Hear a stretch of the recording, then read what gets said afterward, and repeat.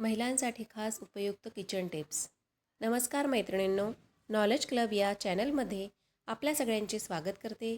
आज आपण महिलांना सुगरण बनवण्यासाठी काही खास टिप्स बघणार आहोत. चला तर मग जास्त वेळ न घालवता सुरू करूया.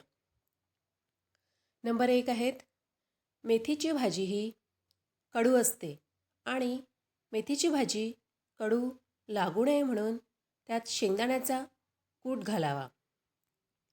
याशिवाय मेथीची भाजी शिजवल्यानंतर त्यात 1 चमचा वरून तेल टाका. यामुळे भाजी कडू लागत नाही. नंबर 2, ज्वारीची भाकरी करताना किंवा तांदळाची भाकरी करताना जर भाकरी मोडत असेल तर पिठामध्ये कोमट पाणी घालून पीठ व्यवस्थित मळून घ्या आणि नंतर भाकरी थापून घ्या. भाकरी बिलकुल तुटणार नाही किंवा मोडणार नाही. नंबर 3, मसाल्याच्या भाजीचा रस्सा घट्ट होण्यासाठी तुम्ही शेंगदाण्याची कूट, काजूची पूड, टोमॅटो प्युरी किंवा सुक्या खोबऱ्यांचा किस वापरू शकता. यामुळे भाजी घट्ट बनते.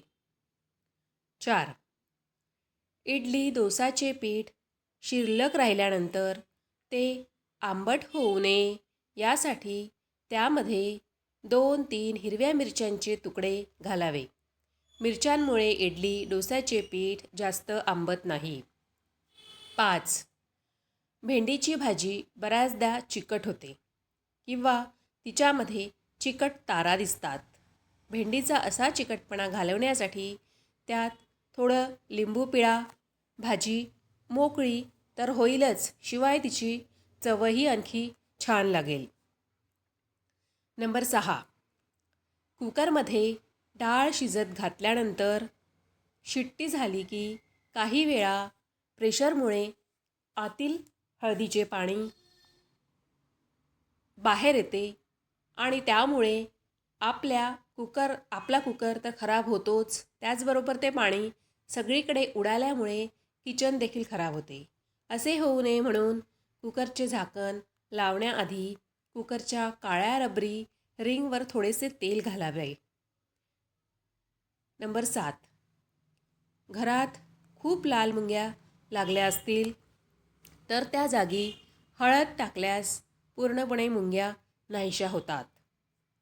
नंबर 8, कोथिंबीर जर सुकून गेली असेल तर कोथिंबीरची देठ थोडा वेळ पाण्यात बुडवून ठेवल्यास कोथिंबीर एकदम ताजीतवाणी होईल.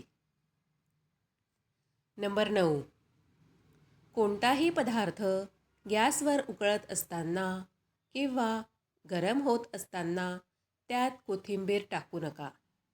भाज्या करून झाल्यावर जेव्हा तुम्ही गॅस बंद करता त्यानंतर साधारण अर्ध्या 1 मिनिटांनी त्या पदार्थांवर कोथिंबीर टाका आणि मग त्यावर झाकण ठेवा. असे केल्याने कोथिंबीरची जास्तीत जास्त फायदे शरीराला मिळतील. नंबर 10, टोमॅटो पल्प काढण्यासाठी सर्वात आधी कुकरमध्ये पाणी घेऊन त्यात मीठ घालावे आणि मग टोमॅटो शिजवून घ्या. अशाने टोमॅटोची साल पटकन निघते आणि त्या टोमॅटोचा वापर सूप, भाजीसाठी, भाजीची ग्रेव्ही, ज्यूससाठी करता येतो. 11, उकडलेली अंडी गरम असताना कधीच सोलू नका. काही वेळ थंड पाण्यात ठेवा. अशाने अंड्यांची साल पटकन निघतील. 12, कांदा कापण्याआधी तो 2 भागात कापून घ्या आणि थंड पाण्यात ठेवा. अशा अनेकदा कापताना डोळ्यातून पाणी येणार नाही. 13, पुरी किंवा भजे तळताना तेलात मीठ घातल्यास भज्यांमध्ये कमी तेल शोषल्या जाते. नक्की ट्राय करून बघा. 14, कुकरची रबरी रिंग फ्रीजच्या वरच्या भागात म्हणजेच फ्रीजरमध्ये 15 मिनिटे ठेवावी. यामुळे रिंग लवकर खराब होत नाही व कुकरचे प्रेशरही चांगले राहते. 15. काळा मसाल्याच्या वाटणाची भाजी करताना, मसाला वाटताना त्यामध्ये 1 किंवा 2 हिरव्या मिरच्या घातल्यास भाजीची चव खूप चविष्ट होते. 16. कोणत्याही भाजी फ्रीजमध्ये ठेवताना अगदी पेपरमध्ये गुंडाळूनच फ्रीजमध्ये ठेवा, म्हणजे जास्त वेळ हिरव्यागार राहतात. चुकूनही प्लॅस्टिकच्या पिशव्यांचा वापर करू नका. 17. लसूण सोलताना तो कोरडा असतो, तेव्हा तो सोलायच्या आधी अर्धा तास पाण्यामध्ये भिजवून घालून ठेवा. त्यानंतर तो सोलायला घ्या, जेणेकरून लसणांच्या पाकळ्यांवरचे साल लवकर निघतील आणि घरभर देखील कचरा होणार नाही. 18. झुरळांसाठी सर्वात प्रभावी घरगुती उपाय म्हणजे बेकिंग सोडा वापरणे. बेकिंग सोडा साखरेत मिसळावा.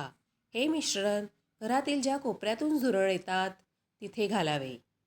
झुरळे ते साखरेकडे आकर्षित होतात आणि बेकिंग सोडाने मारले जातात.